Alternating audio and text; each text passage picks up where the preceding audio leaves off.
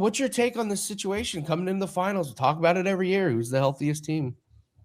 So that was my lead. That was my absolute lead. When we talked at the start of the playoffs, you said who's going to win the title, and I said whatever team stays healthy.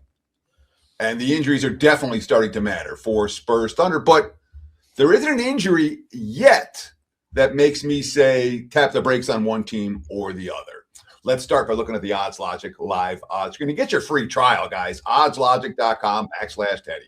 Free trial, 7 days. It takes a minute to fill out the form. And you get free 7 days. You check it out. And it's a really valuable tool. I use it every day. Look at the Odds Logic live odds screen. I'm seeing a mix right now. There are 1.5s with San Antonio. There are 2s with San Antonio. If you want the Spurs, you want to lay 1.5. If you want the Thunder, you want to take the +2. Total sitting in the 217.5, 218.5 range. Let's call it 218 as the prevailing numbers. And again, at the start of the playoffs, we said who's going to come out, who's going to win it all, and the answer is who stays healthy.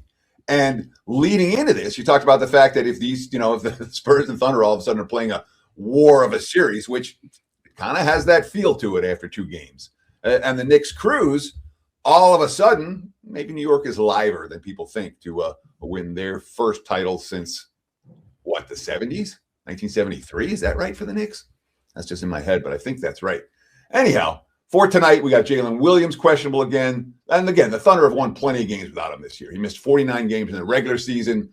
He's missed 6 of 10 here in the playoffs. So it's not like OKC can't win games if Williams is hurt. Again, they went 39-10 without him during the regular season, and they're 6-0 in the playoffs in the games that he's missed. So OKC's got a pretty good track record without their second leading scorer. And, of course, there was an A.J. Mitchell injury in Game 2 that turned out to be not a big deal. He's expected to play tonight, not even listed on the injury report for this evening.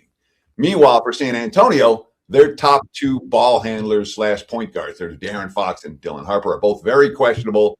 And those are impact injuries. When you talk about not just your starting point guard, but your other primary ball handler in Harper. That being said, Stephen Castle's not a guy who I worry about with the ball, and I know that he has 20 turnovers in the first 2 games. 11 last time out. And his quote, I think it's more personal on my end, just speeding myself up, not allowing our screeners to get hits, putting me in position where I have to play fast or my screener might get an offensive foul. I would expect Castle to be better at avoiding turnovers in this ballgame. And if he isn't, I'm not worried at all for the Spurs, because certainly, Keldon Johnson can handle the basketball. Harrison Barnes can handle the basketball. And those are 2 veterans who can have a more ball handling responsibility should they need it.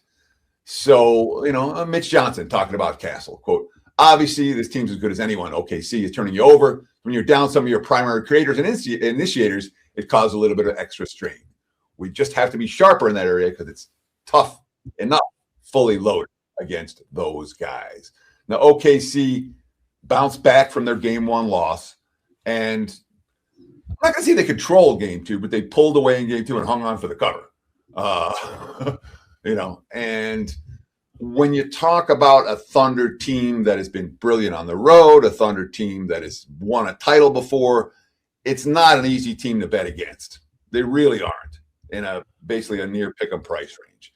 But it is definitely worth noting there's one role in particular that San Antonio has been good at this season. They're 17-7 against the spread off a loss, like the one they suffered in their last game. That's best in the NBA full season. But that's not telling the true story. They started the season going 6-7 ATS off a loss. Since January, they're 11-0 straight up, 11-0 against the spread, following a single defeat. In my mind, that's meaningful.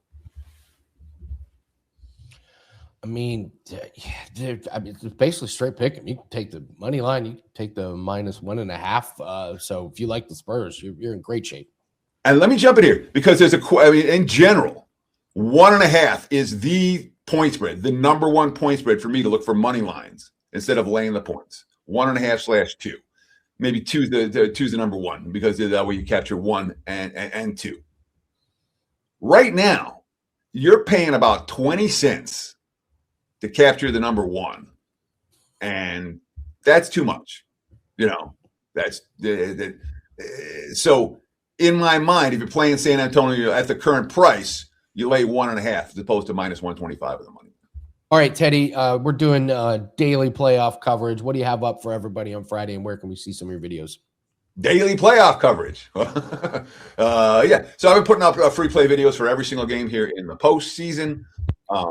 Or I'm sorry, every single day here in the postseason. At this stage, we're doing every single game of the postseason, obviously with only one game per day, and we'll go all the way through the finals. So a lot of times you'll get my secondary opinion, but many days you'll get my, the client play, like you did if you watched my big game breakdown for today.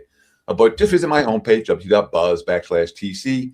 Visit the website, wagertalk.com. And for God's sake, subscribe if you haven't done so already. Just shy of 250,000. Let's get to 250,000 this weekend.